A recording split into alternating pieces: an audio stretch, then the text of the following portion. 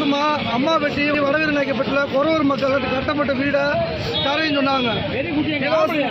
இலவசமா தரேன்னு சொன்னாங்க. இப்ப என்ன சொல்றாங்க, 1,12,000 பணம் கட்டினா வீடு தரேன்னாங்க.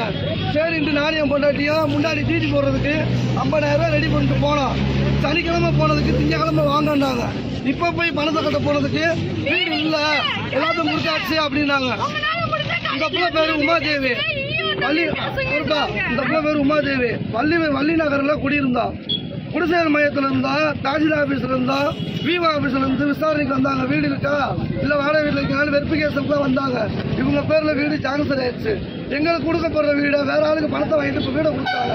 நாங்க எல்லாரும் மாதிரி ஓசியெல்லாம் கேட்கல, பணத்தை கட்ட சொன்னாங்க. பணத்தை கட்டிருந்தோம், பணத்தை கட்டி வீடை வாங்கிருந்தோம். இப்ப அந்த வீடு வாங்கி தரவர் என்ன சொல்றாரு, நீங்க எங்க வேணாலும் போய் சொல்லிக்காங்க, வீடு தர முடியாது, வீடு இல்ல, எல்லாத்தையும் கொடுத்தாச்சு அப்படின்றாங்க. ஒண்ணு எங்களுக்கு வீடு வேணும், இல்லையா இங்கே நாங்க சாக 20,000 பணம் கொடுத்துருக்கேன். 20,000 பணம் கொடுத்துருக்கேன். அந்த பணத்தை திருப்பி கொடுத்தாங்களா? அந்த பணத்தையும் தரல. அந்த பணம் வீடு நாங்கள் அழைச்சிட்டு இருக்கோம். கேவலப்பட்ட அரசாங்கம் இது, கேவலப்பட்ட அரசாங்கம். தமிழக அரசு எந்த நடவடிக்கை கிடையாது.